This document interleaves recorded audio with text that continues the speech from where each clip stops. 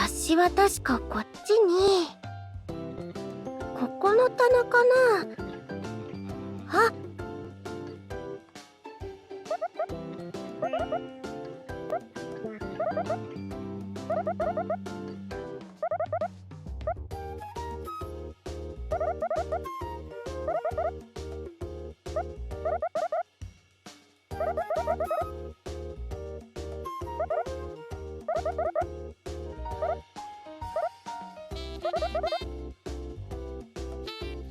あわわわ、こっそり離れて。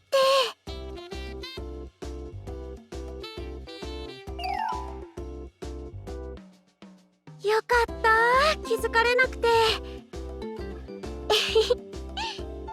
りんちゃんもみおちゃんも本当にかっこいいな。私も頑張らないと。そうだ、2人に雑誌買ったよってメッセージを。あれ、プロデューサーさんから連絡だ。あー、次のお仕事のお知らせ。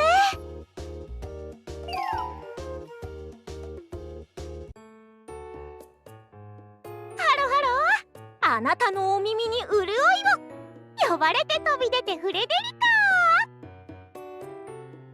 カ。お疲れ様です、フレデリカさん。お耳に潤いなって。そんな。うふふ。どこもかしこも潤わしちゃうよ。うずきちゃんもどう？潤ってく？私はってフレデリカさん、何ですかその手。潤いを与えるわきわき。そりゃあ、そんなゴムたいな。わあ、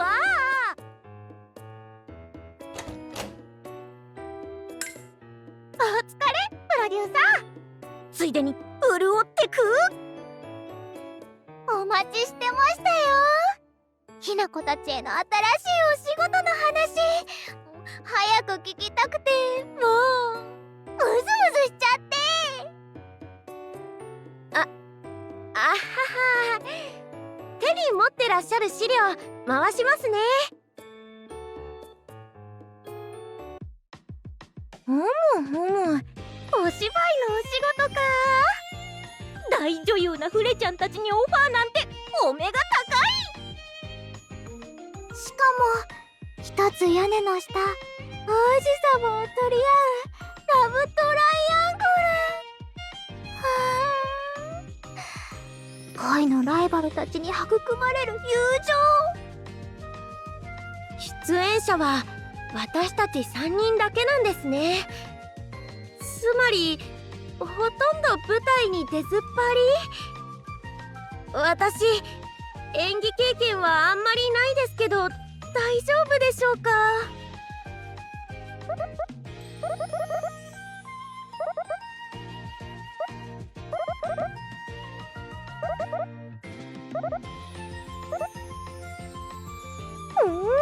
癖が強そう。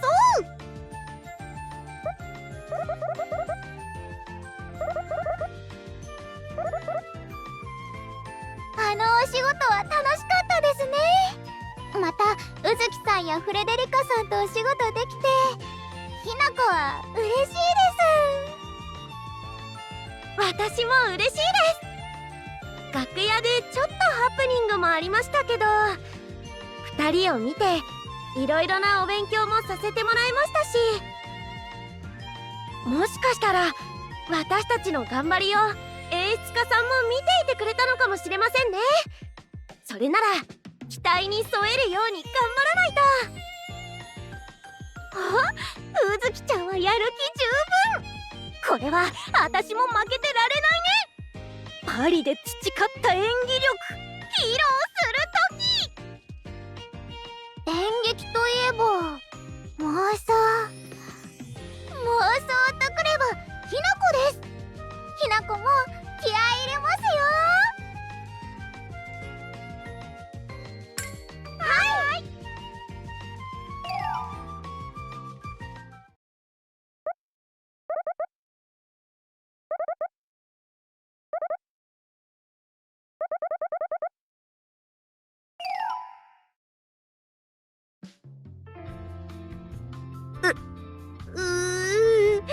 緊張が。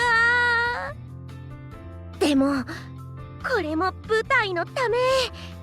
島村うずき頑張ります。町の皆さんこんにちは。島村うずきです。これから10分間リクエストを受け付けます。私にしてほしいことがあればお願いします。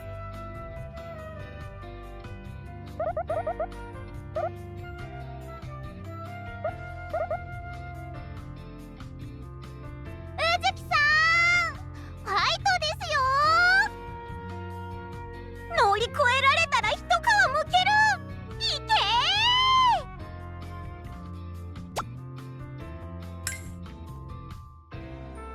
お疲れ様です。島村うずき、北ひな子、宮本フレデリカ入ります。よろしくお願いします。よろしくお願いします。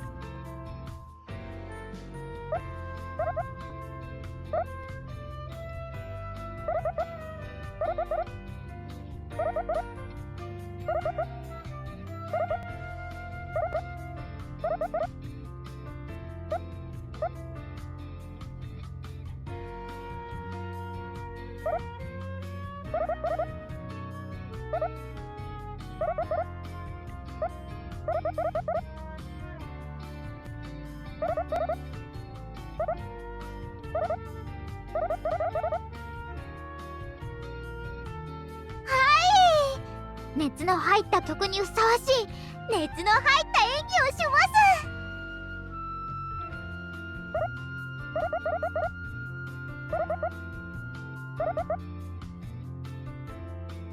す。いただいてます。内容も読み込んできました。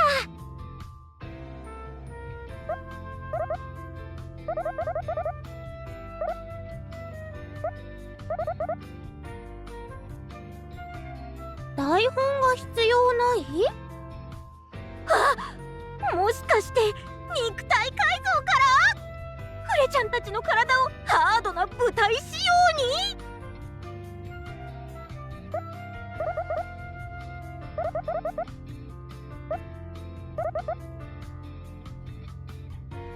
に。インプロ？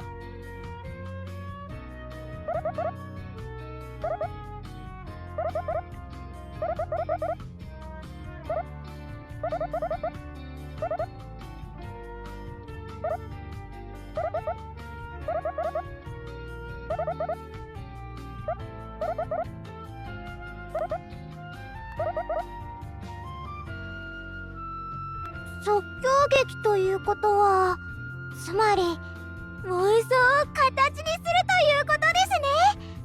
それならひなこの得意分野です。それなら私も得意だな。風読み風来坊のフレちゃんとは私のことよ。最初から台本なしなんてうまくできないかもですけど、島村うずきとにかく頑張ります。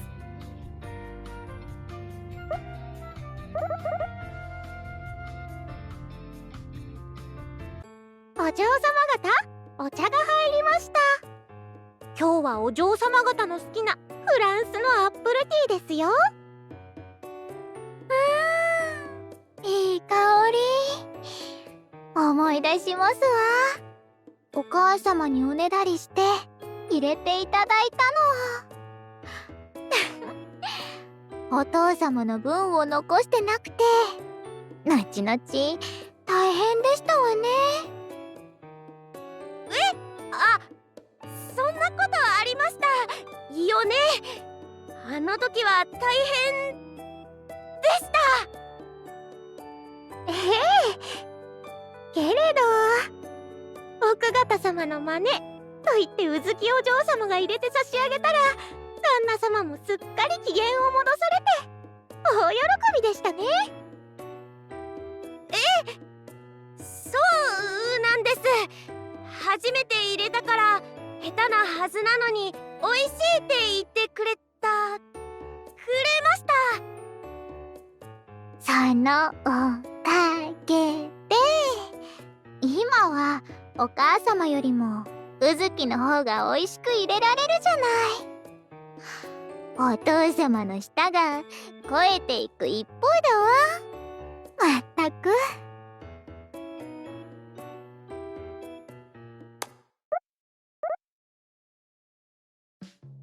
お、疲れ様でした。なんだか意外とうまくいったような、そんな気がします。ひなこ、もっとやってたかったです。あんなこと、こんなこと。妄想が形になるの楽しいですよね。二人ともバッチリだったよ。どうフレちゃんたち大女優だった？モリエール賞総なめ？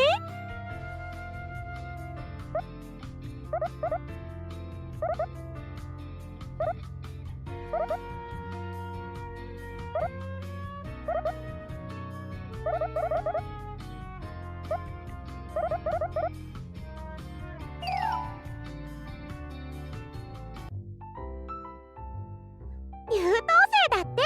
フレちゃん初めて言われたかも。すごい新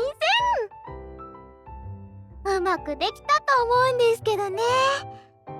それもひな子たちが思ってるだけで、プロからしたら全然だったんですかね。できてたと思うけどな。ムッシュ演出家の心アイドル知らず。うずきちゃん、そんな落ち込まないで。まだ最初だし、私たちみんな成長期だから。いえ、落ち込んでるわけじゃ。優等生がダメならどうしたらいいんだろうって考えてたんです。優等生じゃなくなればいいのかなって。優等生でなくなる？つまり脱優等生計画？それはなんて心くすぐられる言葉。真面目な少女が危なく花開くんですね。ひなこ、乗ります。乗りますって？よくわからないけど、お手伝いしてくれるんですか？脱優等生だね、うずきちゃん。フレちゃんも乗った。いいんですか？ありがとうございます。頑張りましょうね。って言っても、やり方はどうしたら。こういう時は誰か助っ人カモン通りすがれ。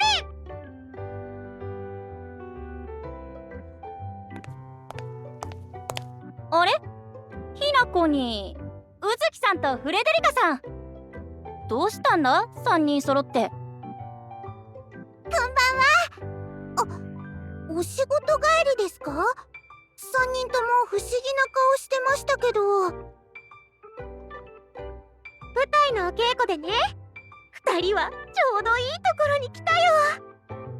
ねえ、うずきちゃん、わからないことがあれば他の人に聞くべしじゃない？確かに、お二人にも考えてもらえれば何か思いつくかもしれませんね。ご迷惑でなければ少しいいですか？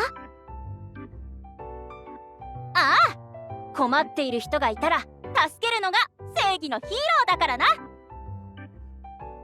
でも力になれるのなら年長者の知恵じゃなく、それには及びませんが。ありがとうございます。実はですね。なるほどなるほど。優等生。そうですね。綺麗に収めようとしすぎてたんですかね。ナナも昔小さくなりすぎだって怒られたことありますよ。即興劇なんだし感じて動けとかとっさのアドリブを考えるのって難しいよな。慣れてないのもあって考えすぎだったんじゃないか？確かに設定通りに喋らなくちゃとか、2人との会話をスムーズにとか、すごく考えて動いていたような気がします。つまりうずきちゃんは真面目だったんだよ。突発的なこともスムーズにできるようになればよかったんだね。それなら鍛えましょう。考えるより感じる力、マイザーにおいても大事です。いざ特訓です。特訓はいいぞ。それなら困ってる人を見つけてお助け人をやってみるのがいいと思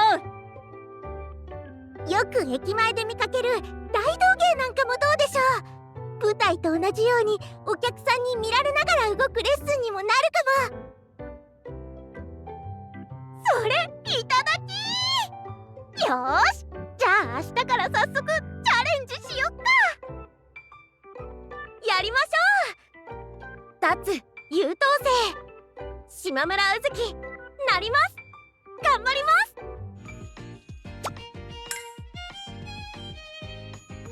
第1弾、まずは困った人をアドリブで助けちゃおう作戦。実行者の人。はい。最初は私が行きますね。頑張ります。こんにちは、島村うずきです。お困りの人がいたら声をかけてください。島村うずきが全力でお助けします。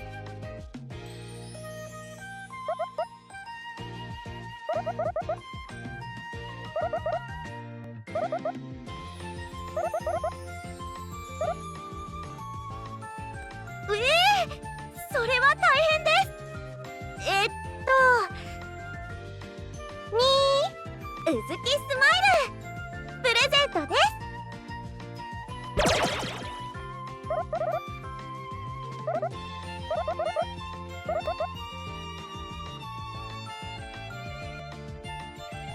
次はひなこですね。皆さん、ひなこの妄想力が必要な方いませんか？これでバシッとお悩み解決しちゃいますよ。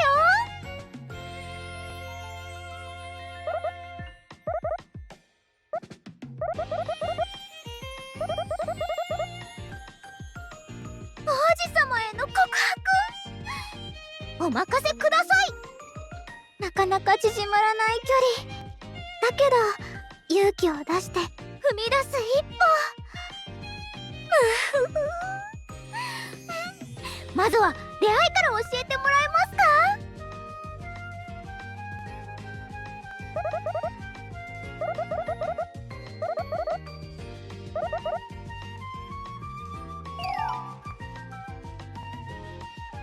第2弾、催し物への飛び入り参加。ここの駅で毎週この時間ショーが開かれているそうです。実行はフレデリカさん。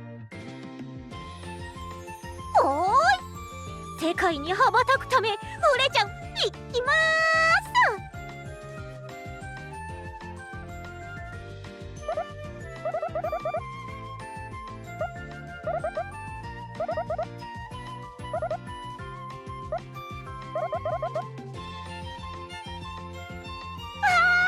選ばれました。よろしくシルブプレー。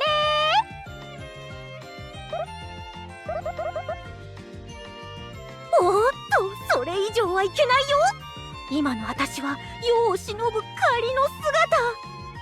ニューフンフレフフンではありません。ちょっとこれ借りるね。さあご注目。今から行うのは世紀の大手品。シルクハットを叩けば、あら不思議。何が出るかな、何が出るかな。パリから飛んできた後、猫やめた猫。それともおばあちゃんになっちゃうもくもく玉手箱？みんなの予想は何かな？当たったらね、なんもないよ。それではアンドゥトロワウベ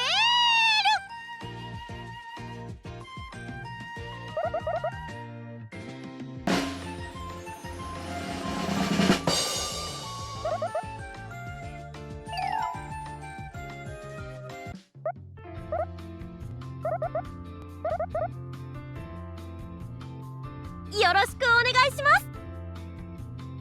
大丈夫ですよね。私たち頑張って特訓しましたもんね。一歩前進は間違いなしです。もしかしたら見違えたねなんて言われちゃったりしてうふぐ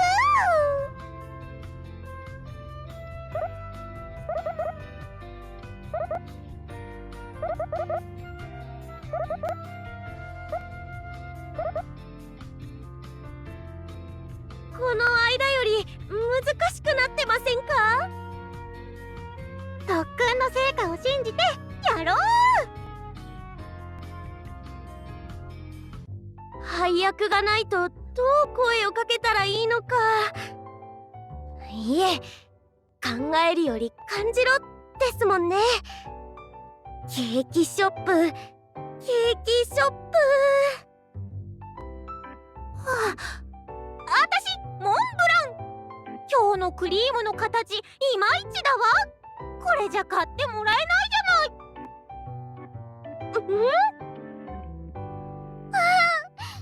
そのシロップをどうするんですか？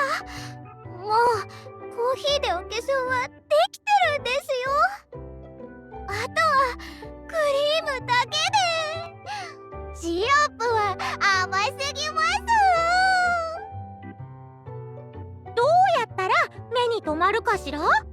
クリーム増量？でもシロップはベタベタするもん。もっとピンクでキュートな色になりたかったもん。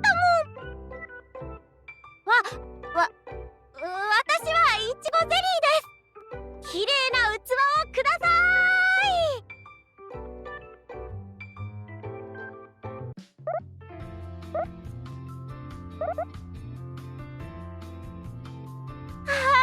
楽しかった。帰りにケーキ屋さん寄ってこう。面白かったですけど、あれれおかしいですね。なんだかここで喋っていただけのような。考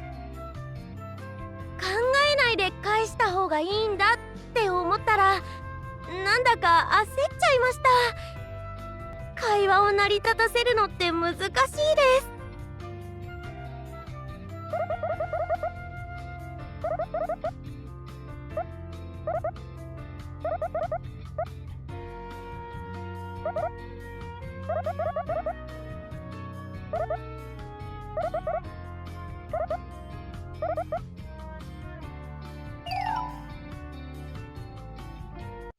修正じゃなくて変化か。でも修正も変化だよね。日本語難しいな。これはひな子たち全員の妄想力をより高めて対策を考えないといけませんね。どうすればいいのかわからなくて難しいです。けど期待していただいているなら答えたいです。こんなことでひな子たちは折れたりしませんからね。くじけず新たな計画に移行しましょう。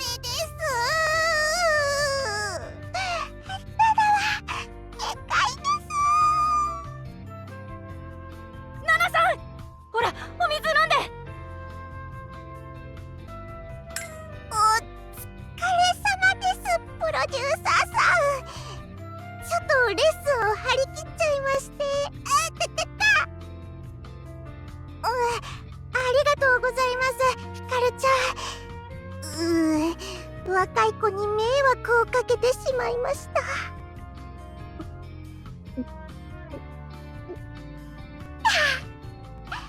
ウーサミンメルヘン・リザレクション生き返った。よかったな。そうだ、ちょうどよかった。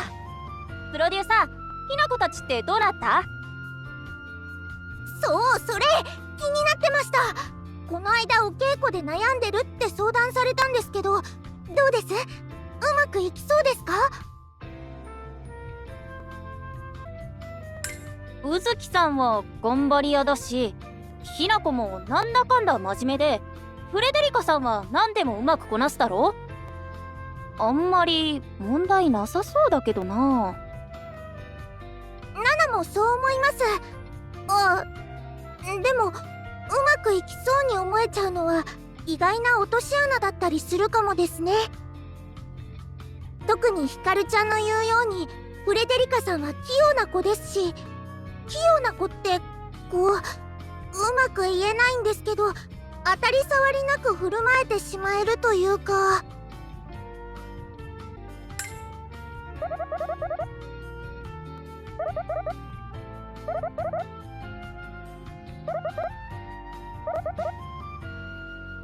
協力は惜しみませんけど、それってもしかして3人ユニットですか？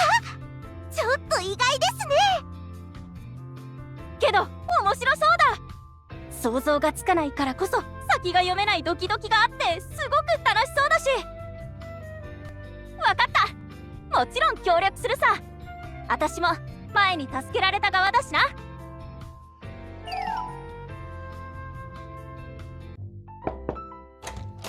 プロデューサーさん、今いいですか？舞台のことで相談があって、演出家さんの言ってたことの解決方法が浮かばないんです。やだ、ひな子の妄想力足りてない？というわけなのでアドバイスをいただきたいです。プロデューサーさんならひな子たちがどこを直すべきか分かってるでしょ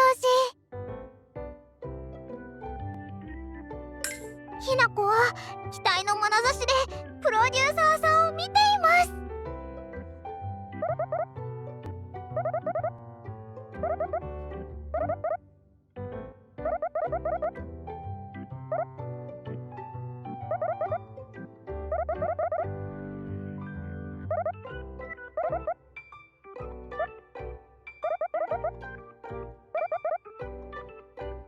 でもひな子たちの思ってるのと違ったらやっぱりダメなんだってみんながっかりしませんか？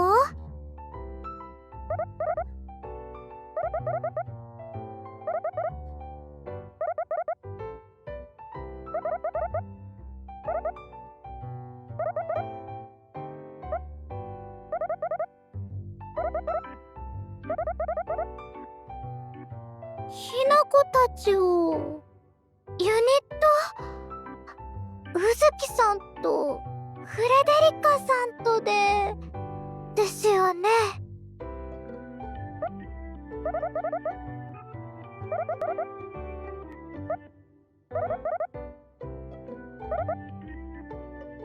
然嫌じゃないです。ひな子、2人のことどんどん好きになってます。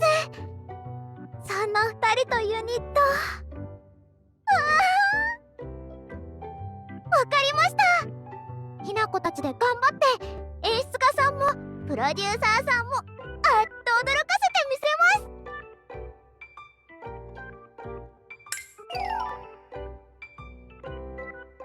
す。脱優等生計画第2弾考えてきましたよ。おお、すごいですひなこちゃん。私も考えてみたんですけど、いい案が浮かばなくて。適材適所ですよ、うずきさん。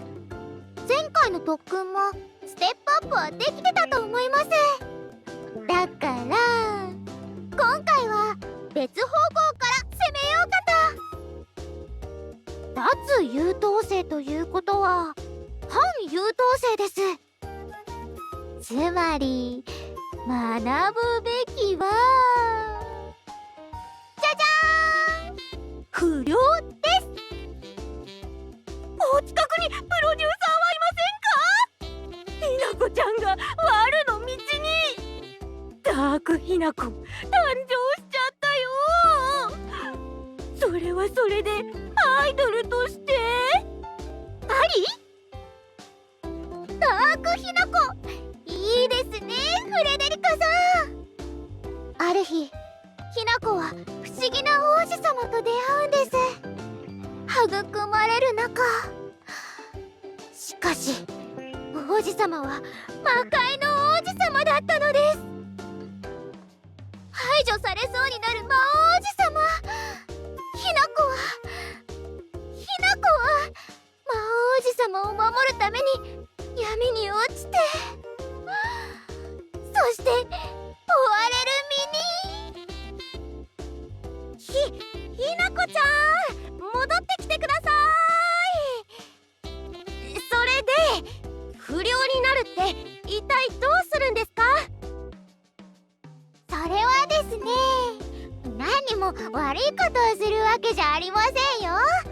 不良は何にもとらわれない孤高な存在というわけで、その精神をひなこたちも学びましょう。考えるより感じろは俗語で、とにかく実行あるのみです。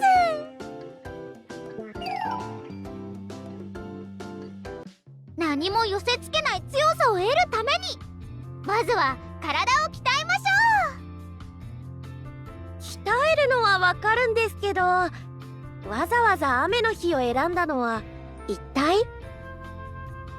それはあわよくば段ボールの中にいる子猫ちゃんと出会うため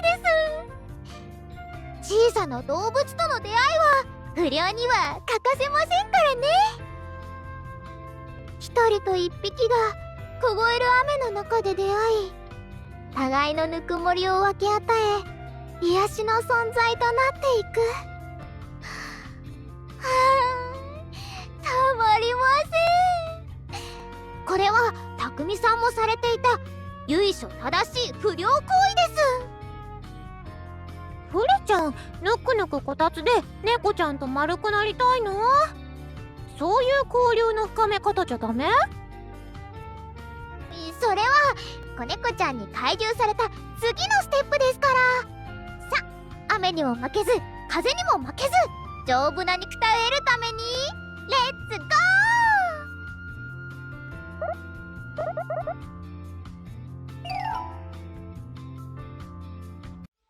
ですか？鍛えられましたか？不良筋は。なんだかよくわからないけど、この辺が痛いです。鍛えられてる気がします。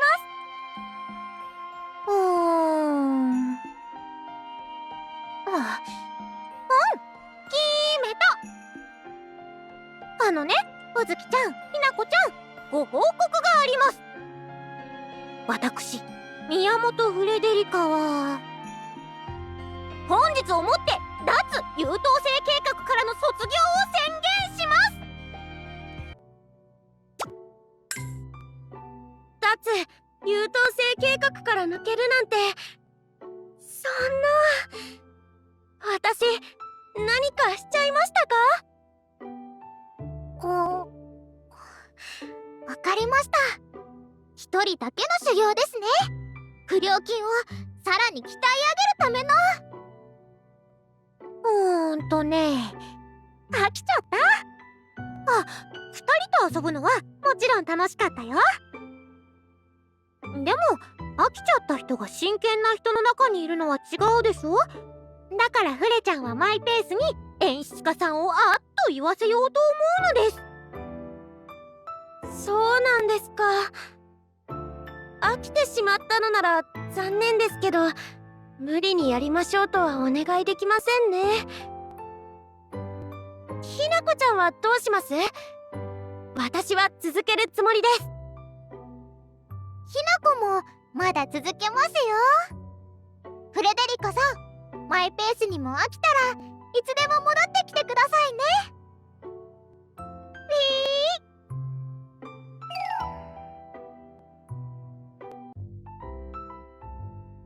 今日の稽古もお疲れ様でした。ねえねえ、うずきちゃん、ひなこちゃん、稽古後のお疲れ取りに甘いものでも食べに行かない？行きます。可愛くて甘いお店、まゆさんから教わったんですよ。どうですか？まゆちゃんセレクトのお店、キラキラしてそうです楽しみですね。お疲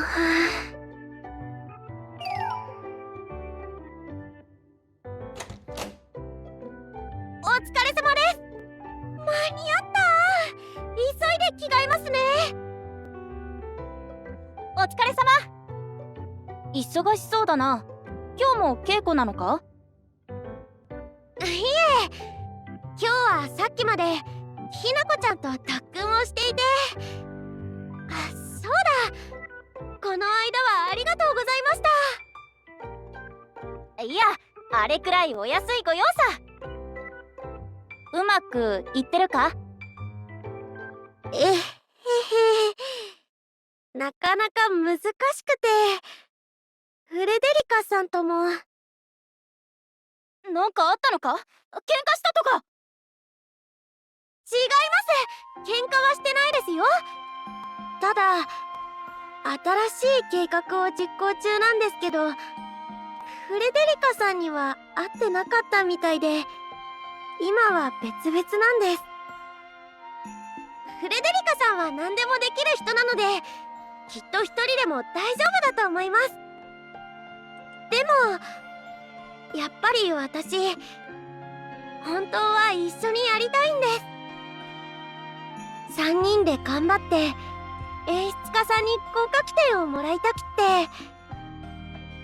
て。でも嫌になっちゃったのに、そんなお願いしたら無理強いになっちゃうし悪いですよね。そっか、難しいよな、相手の気持ちを考えると。自分の独りよがりだったらって思うし、怖くなるのもわかる。だけど今回は宇月さんがわがままになる時だ。優等生から達するんだろ。迷惑をかけるわがままは正義の味方として見過ごせないけど、遠慮しないで仲間にまっすぐ行くのも今は必要だ。まだ言ってないんだろ、もっと一緒にやりたいって。だったらぶつかろう。ぶつかって嫌な気持ちにならないでしょうか。やらないって言ってるのにって。一回断られて諦めたらそこで終わりだ。何回だってぶつかってフレデリカさんに宇月さんの熱い気持ちを届けるんだよ。はいはい、届けます。そうだよね、ここで弾いてたら優等生のままだから、怖くても嫌だと思われても挑戦です。飽きたって言われたってもう一回楽しませてやるぞーくらいの気持ちで熱くいきます。いいぞ、気合で押そう。仲間と一緒ならできないことはないさ。私も送るよ、無敵の応援パワー。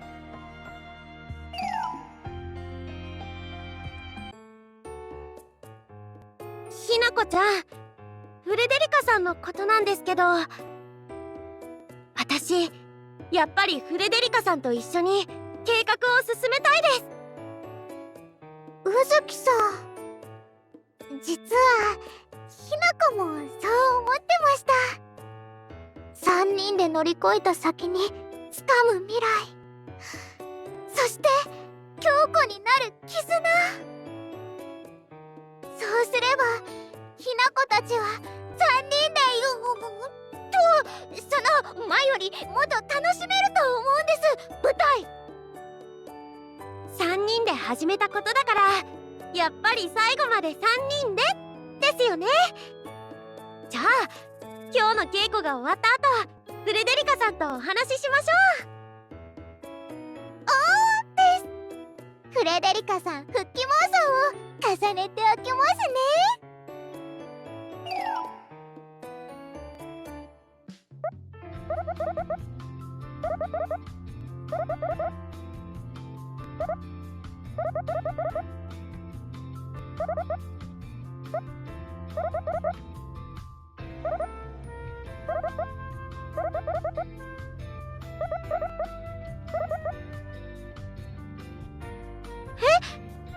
いただいている内容ではやらないんですか？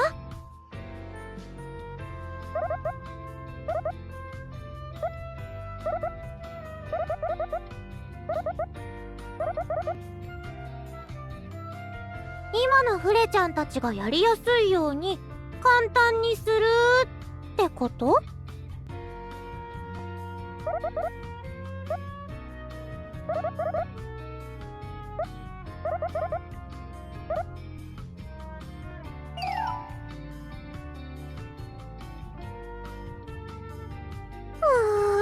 困ったね。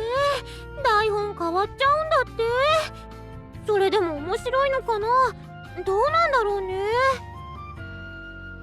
フレデリカさん、帰る前に少しいいですか？ひなこたち、フレデリカさんとお話ししたいんです。お？なんだろう？告白かな？それともお着替え終わったらお話聞きましょう。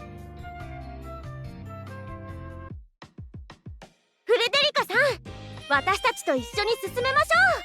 脱優等生計画。まさかのアゲイン韓国カムバックキャンペーン。やっぱり抜けるなんてダメですよ。もう一度立て直したひなこの計画でもフレデリカさんは必要不可欠でしたから。2人とも熱血さんになっちゃった。だけどここでフレちゃんを戻そうとするのはやっぱり優等生じゃないかな。真面目な優等生。いいえ、脱優等生はもちろんしたいです。けどそうじゃなくて、同じ目標に一緒に向き合いたいんです。それに乗り気じゃないフレデリカさんを巻き込もうとしてるんですよ。熱血でも優等生ではないですよね。そうきたか。でも頑張って結果が出なかったら悲しいよ。台本も変わっちゃうし、頑張った意味もなくなっちゃうもん。結果が出なくてもいいんです。頑張った意味は結果だけじゃないって言いたいです。言えるようになります。楽しいことが好きなフレデリカさん、ひなこたちとドタバタ楽しく脱優等生計画を最後までやり遂げましょう。なんて心惹かれるお誘い。けどダメ。フレちゃんの魔法耐性は上がってるのだ。アデュー。フレデリカさんが逃げちゃうのは想定済みですね、ひなこちゃん。逃げた場合のプラン F 大実行です。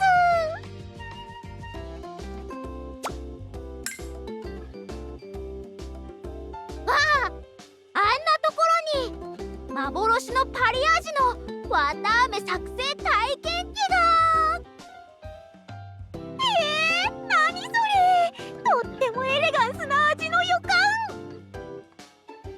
一つ作って食べると脱優等生計画進捗スタンプシートに一つスタンプ申請ですよ。スタンプシートは全部で3種類です。コンプリートしてください。スタンプログインキャンペーン。スタンプを集めたくなる気持ちを利用するなんてやるね。だがフレちゃんは誘惑を断ち切るのだ。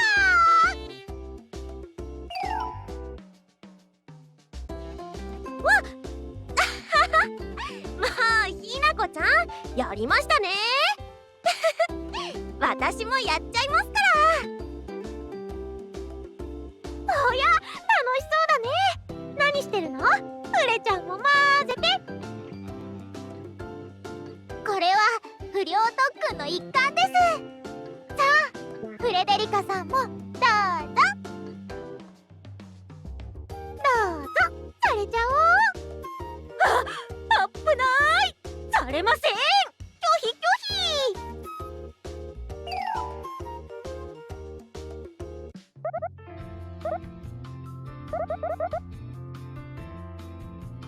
いえちょっとさっきまで鬼ごっこあはは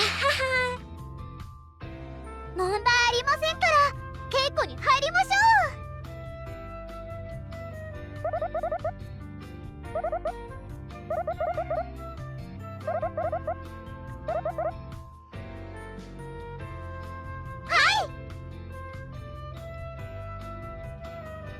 巫女として捧げます。村のみんなの祈りをお母さんに習った踊りで。神様いたら返事してください。誰？どうしよう寝ちゃったよ。何年経ってるんだろう。ってなんか踊りが激しくなってる。返事が来るまで踊りは絶やしてはいけないのです。だからむぐぐ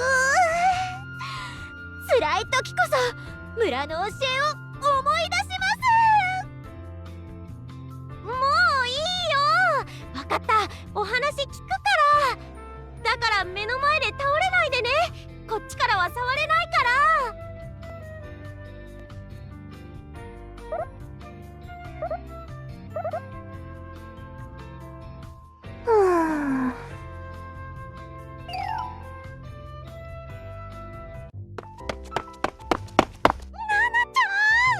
私は透明人間フレちゃん、かくまってよろしく。おや、フレデリカさん？かくれんぼ。あ、舞台の新トレーニングですか？ただ逃げてるだけ。うずきちゃんたちの突然の熱血不良物語。真面目な学級委員フレちゃん困惑。まだこのメガネは外せないの。そうですか。若いといろいろあるんですね。じゃなくて喧嘩は良くないですけど、ある意味青い春的な代名詞なんでしょうか。それだ、青い春。私万年青春満喫中なのです。なんて羨ましい。では青春中のフレデリカさん、そのメガネをちょっとだけ外してみませんか？やだやだ、前が見えなくなっちゃうよ。見えないのはフレちゃん怖いよ。ママ、ここから動かない。よーしよし、大丈夫ですよ。一人だと何も見えないし動けないですけど、一緒に歩いてくれる人がいれば見えない怖さはなくなりますよ。それに一緒に歩いてるだけで楽しいもんです。ナナは一緒に歩けない寂しさの方が感じてほしくないな。そうだね。ナナちゃんって年下なのにお姉さんみたいなこと言うね。ナナもお姉さんたちからそうやって教わったと言いますか。とにかくうずきちゃんたちの言うことは一回聞いてみてください。ちょっとだけ考えておく。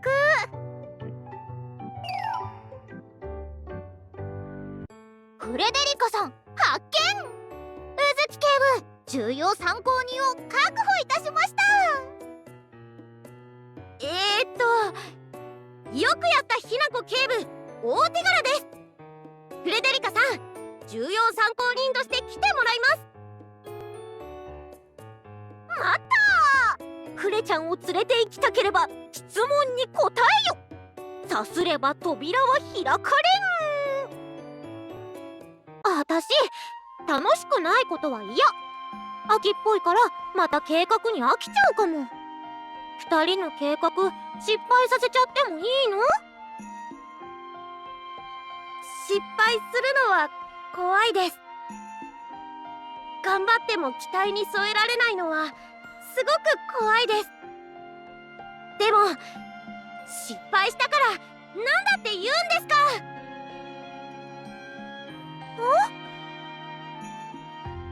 私はひなこちゃんとフレデリカさんと最後まで一緒にできない方が嫌です。うまくいって褒められても3人じゃなきゃ嬉しくありません。安心してください。計画はもう第175弾まで考えてますから。飽きたら次に行けばいいんです。そうすればずっと楽しいままですよ。175弾もやってもダメだったらその次です。潔くごめんなさいしてもうちょっと時間をもらうなり、できなかったって3人で悔しがりましょう。私が飽きた疲れたって言ったら2人で手を引いてくれる？もちろんです。さながら舞踏会の王子様のようにエスカートしますよ。フレデリカ姫、お手をどうぞ。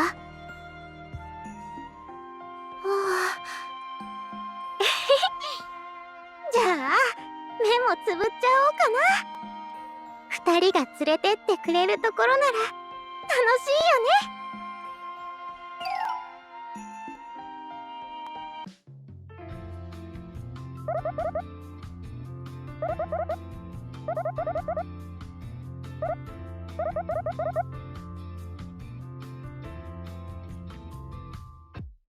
お嬢様方、私はこれから自助業を休憩いたします。お二人のわがままに付き合うのは疲れました。ああ、おいしいお茶ですわ。お姉様が無茶ぶりをするからですよ。ねえ、謝りましょう。私フレデリカに入れてもらった紅茶がないと元気が出ません。くすん。あなただってお願いをたくさんしていたでしょ。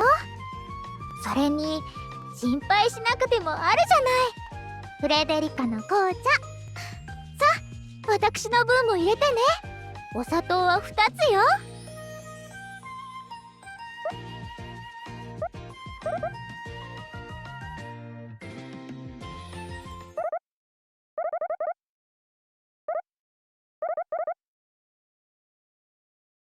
計画も175を超えて、小さなことから大きなことまで数えたら200もこなしました。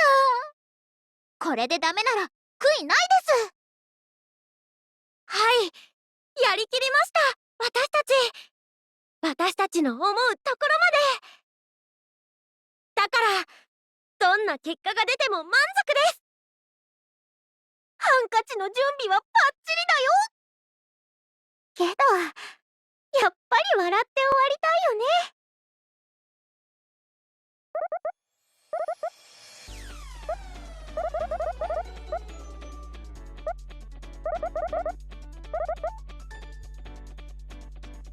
それって合格ってことですか？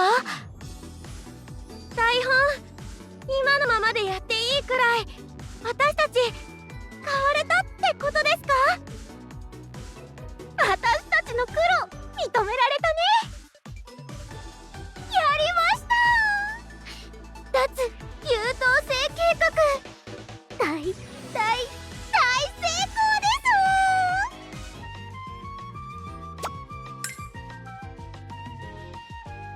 す。もうすぐ本番、心配になってきました。演技大丈夫かな？セリフも台本もう一回見ておこうかな。一字一句台本通りにやる必要はないよね。私が皆さんと作ってきたこの役がきちんとおしゃべりしてくれるはず。そうですよ。そのために今までひな子たちは稽古も特訓も頑張ってきたんですから、アドリブ上等です。案外このためのインプロ練習だったりして。それにフレちゃん、稽古中は結構適当に喋ってたけど、一度も台本通りにやれって怒られたことないよ。なんとフレデリカさんもですか？実はひな子も妄想が膨らんじゃったところへセリフを変えちゃったりしましたね。道理で知らないセリフだなーって演じながら思ってたんですけど、台本が変わってたとか演出だったわけじゃなかったんですね。アドリブうずきちゃんもそれでびっくりして流れ遮ったりしなかったんだから、ついてるよアドリブ力。ひな子たちも受け止めますからね、うずきさんのアドリブ。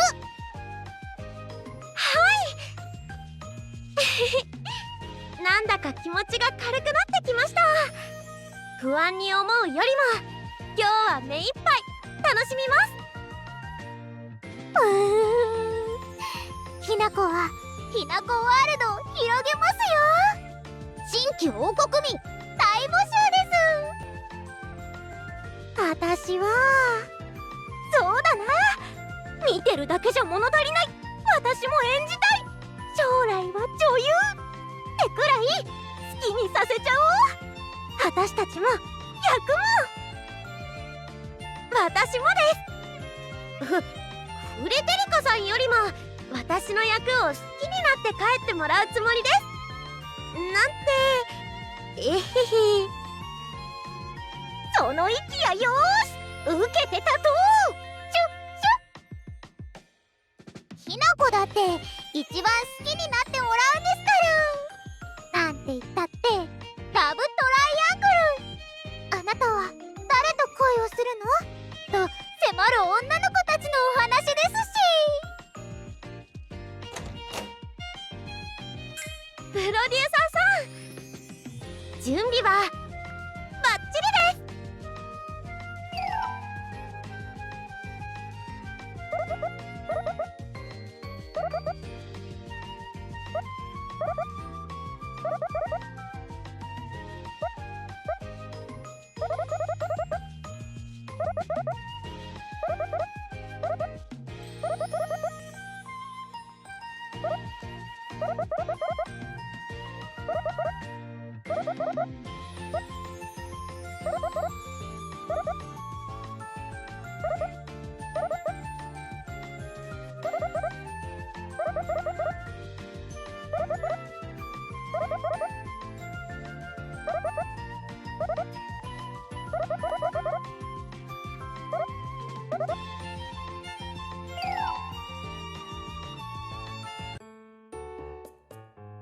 見に行きましたよ、舞台。3人とも可愛くて、ナナは胸がキュンキュンしちゃいました。メルシー、ナナちゃん、どれ見てくれたのかな。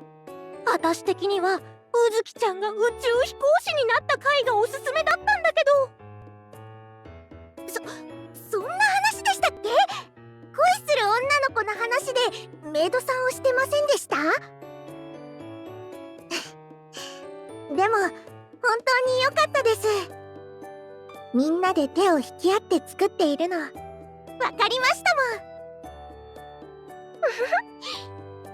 厳しい特訓を乗り越えた成果だよ。ナナちゃんもありがとね、メルシー。いいえ、ナナは何もしてませんよ。全部フレデリカさんたちの頑張りがあったからです。フレデリカさん、お待たせしました。あら、ナナさんもこんにちは。すみません、ひかるちゃんと会って話してたら遅れちゃいました。いや、引き止めた私が悪かった。だからフレデリカさん、ミナコたちを怒らないでやってくれ。もうフレちゃんを差し置くなんて、どんな面白い話してたのかな。舞台の感想をつい熱く語っちゃったんだ。予想もつかない展開にもなったりして面白かったよ。特に田植えのシーンが。相談にも乗ってもらいましたから、そのお礼とかも含めて話し込んじゃってたんです。仲間のパワー信じてよかったな。本当によかったです。3人とも舞台の打ち上げ楽しんできてくださいね。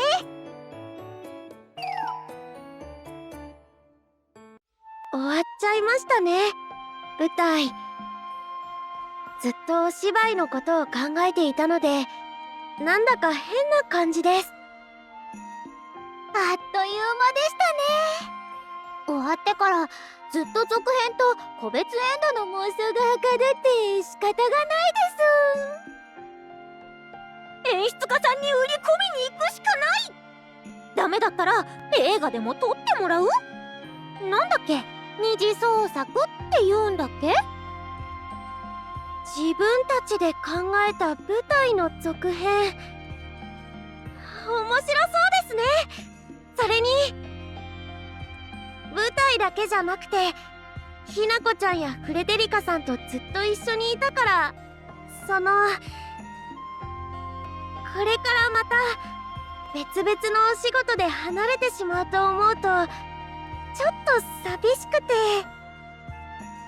あずきちゃん、フレちゃんも寂しいよ。寂しさで涙も枯れちゃった。あくびしたからかな。寂しさを胸に引き裂かれた少女たち。けれど強く生きていくんです。それまでの記憶を胸に。いえ、無理です。寂しすぎま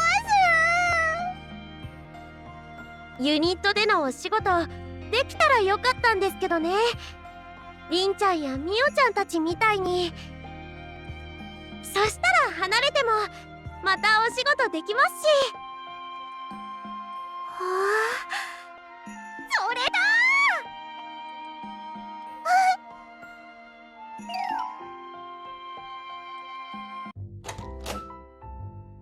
プロデューサー、売り込み企画のお時間です。フレちゃんたちのユニット絶対ウケるから作って。っていうか、もうできた？プロデューサーさん、もう喋っていいですか？いいですよね。ひなこ、寂しさでうっかり口が滑りそうです。みんなでもっとお仕事した。ひなこちゃん、それってどういう。